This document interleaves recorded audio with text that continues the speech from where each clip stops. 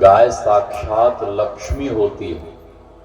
मैं भी हरिद्वार में गाय रखता हूं, वहां भी गौशाला हमने बनवाया है। गाय साक्षात लक्ष्मी होती है और यदि आपकी सेवा से गौ माता खुश नहीं है, प्रसन्न नहीं है, तो आप भी खुश नहीं रह पाएंगे, आप भी प्रसन्न नहीं रह पाएंगे। आपको यदि सुख पूर्वक, आनंद पूर्वक जीवन में सुख और समृद्धि, घर में यदि लक्ष्मी चाहते हैं, गौ माता की सच्चे मन से सेवा करिए। और आप यदि महल में रहते हैं तो गौ माता के लिए कम से कम फूस का छप्पर जरूर बनवा दीजिए, ताकि गौ माता आनंद से रह सके, आनंद से रह सके। हरिद्वार में भंगहा के कुछ भक्त लोग जाकर मेरे लिए फूस की कुटिया, बढ़िया सुंदर कुटिया बनाए। फिर मैंने कहा कि गाय रहेगी, गाय के लिए भी बढ़िया बनना चाहिए। तो मेरी कुटिया से भी बहुत बढ़िया VIP सुंदर, जो बिहार में करोड़पति लोग शौक से बनवाते हैं फूस का घर, वैसा घर भंगहा के कुछ गुरु भक्त लोग जाकर वहां बनाए। बहुत बढ़िया VIP कुटिया। और महात्मा लोग बिल्डिंग में नहीं रहना चाहते, वो गाय के साथ ही गौशाला में रहना पसंद करते। इतना बढ़िया घर बना है गाय के लिए। अब पूरे गौशाला में पंखा लगा हुआ, मच्छर की वो जाली लगी हुई, सब बढ़िया बढ़िया VIP गौशाला। तो गुरुजी ने कहा कि कम से कम बंधन से मुक्त कर दो, गाय छांव में जाकर बैठेगी। तो चेला बैठे बैठे कहता है कि क्षमा करें गुरुदेव, हम अधम जीव भला किसी जीव को बंधन से कैसे मुक्त कर सकते हैं? बंधन से तो मुक्त करना आप जैसे गुरुओं का काम है। तो गुरुजी समझ गए ये नहीं जाएगा, तो गुरुजी अपने से गए गैया को खोले। थोड़ी देर के बाद गुरुजी कहते अरे देखो बारिश तो नहीं आ गई, मेरे कपड़े बाहर सूख रहे हैं, भीग जाएंगे। तो चेला बैठा बैठा कहता है गुरुजी, ये बिल्ली अभी अभी बाहर से आपके सामने आई है, इसके शरीर पे हाथ फेरो, यदि आपका हाथ भीग जाए तो समझो बाहर बारिश हो रही है, यदि आपका हाथ सूखा रहे तो समझो बाहर बारिश नहीं हो रही, बाहर जाने का कौन कष्ट करे। हाँ, रात्रि में गुरुजी सो रहे थे, तो गुरुजी ने कहा कि वत्स, दीप जल रहा है, दीप के जलने से हमें ठीक से नींद नहीं आती है, थोड़ा दीप को बुझा दो। तो चेला कहता है गुरुजी, अब हम रजाई के नीचे घुस गए, अब तो वो वाली चौपाई याद कर लो।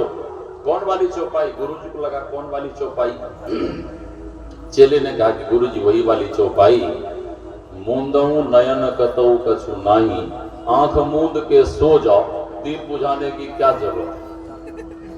हाँ, तो गुरुजी अपने से उठे और दीप को बुझाए, फिर सोए। हाँ, फिर सो गए। सुबह हुआ, स्नान पूजा कर जैसे ही गुरुजी भजन के लिए बैठे, तो उधर से एक कोई भक्त, श्रद्धालु, करोड़पति कोई सेठ आया, गर्मा गर्म मोतीचूर का लड्डू हनुमान जी को चढ़ा के सारा लड्डू गुरुजी को दे दिया कि गुरुजी अपने चेलों में बांट दो। ठीक है। तो गुरुजी जैसे ही लड्डू बांटने के लिए आगे बढ़े तो सबसे पहले सामने वही बतकट चेला। अब चेला को संकोच हो कि गुरुजी की हमने बहुत सारी बातें काट दी हैं, पता नहीं गुरुजी हमें प्रसाद देंगे कि नहीं देंगे। तो गुरुजी भी कहते हैं कि वत्स, ये गर्मा गर्म मोतीचूर का लड्डू हनुमान जी का चढ़ाया हुआ प्रसाद खाओगे? तो चेला कहता है, क्षमा करें गुरुदेव, आपकी चार चार आज्ञाएं हमने नहीं मानी है, ये पांचवी आज्ञा भी नहीं मानूंगा तो घोर नरक में चला जाऊंगा, लड्डू तो जरूर खाऊंगा, लड्डू जरूर खाऊंगा। अगले दिन निमंत्रण था, अगले दिन बंघा की तरफ निमंत्रण था।